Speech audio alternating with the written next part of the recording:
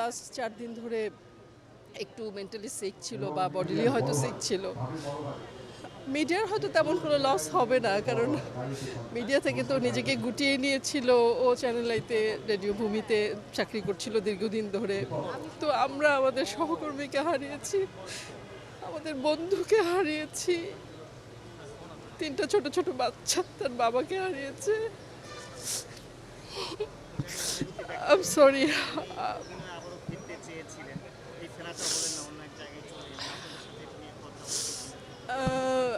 ও ও বলতো যে মিডিয়া তো আসলে আগের মতো নেই, অন্য একটা জায়গায় চলে গেছে, সেই জায়গাটাতে আমাদেরকে হয়তো ডাকছে না। মানে ও বলতো যে আমাকে হয়তো ডাকছে না বা আমার কথা বলছে না, কিন্তু ভেতরে তো একটা ক্ষুধা কাজ করে রে ছন্দা।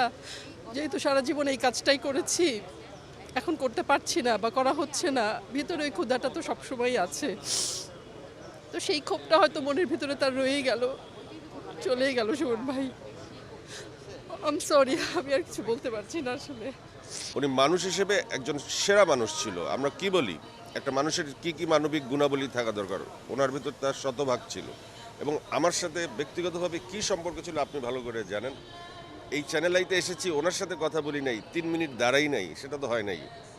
সো আমি ওনাকে ওনার জীবনকে আমার জন্য একটা লেসন হিসেবে নিচ্ছি। প্রথম লেসন নিচ্ছি যে মৃত্যু অতি সন্নিকটে আমার সবার। সো জীবন নিয়ে যে অহংকার, যে বড়াই বা অনেক দিনের প্ল্যান, এগুলো মিথ্যা। আসলে খুব দ্রুতই চলে যেতে হবে। 1 নম্বর, যতদিন চ্যানেল আইতে যদি কখনো মানে সবচেয়ে বেশি কাউকে মিস করি বা চ্যানেল আইতে যতবার আসবো, আমি শামসুমনকে বলতে পারবো না। আমি শামসুমন হয়ে চ্যানেল আইতে সাগর ভাইয়ের রুমে যাই। আপনারা অনেক আড্ডা দিয়েছেন, এখন যে জায়গায় কথা বলছেন, যে জায়গায় দাঁড়িয়ে আছি সেটা শামসুমনের জায়গা, পিছনটা শামসুমনের জায়গা। আমরা এখানেই কথা বলতাম, সবাইকে নিয়ে কথা বলতাম। উনি অনেক ফান লাভিং ছিলেন। ওনার সাথে কথা বলা যেত না এমন কোনো বিষয় নাই, সব বিষয়ে আমরা ওনার সাথে কথা বলেছি। এবং আমার মনে হয় যে আমি এমন একজন বন্ধুকে হারালাম, সে আমার সিনিয়র ছিল, দ্যাট ডাজন্ট ম্যাটার, ওইটা কোনো ম্যাটার করে না।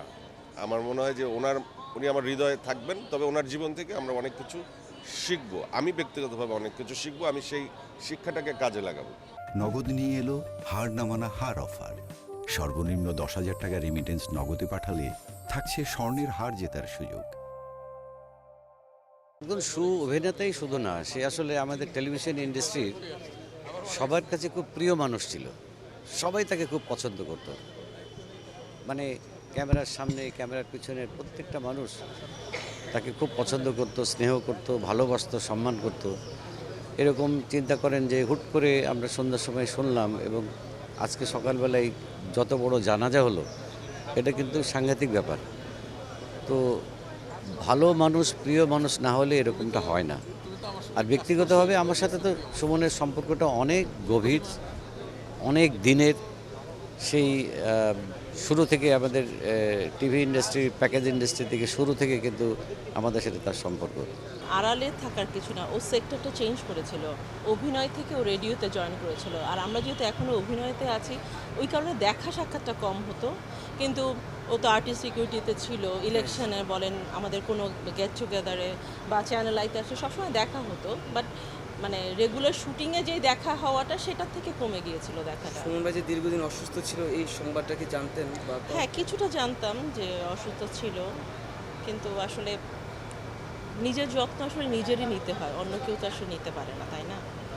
নিজের যত্নটা ঠিক মতো নেয়নি, চলে গেল।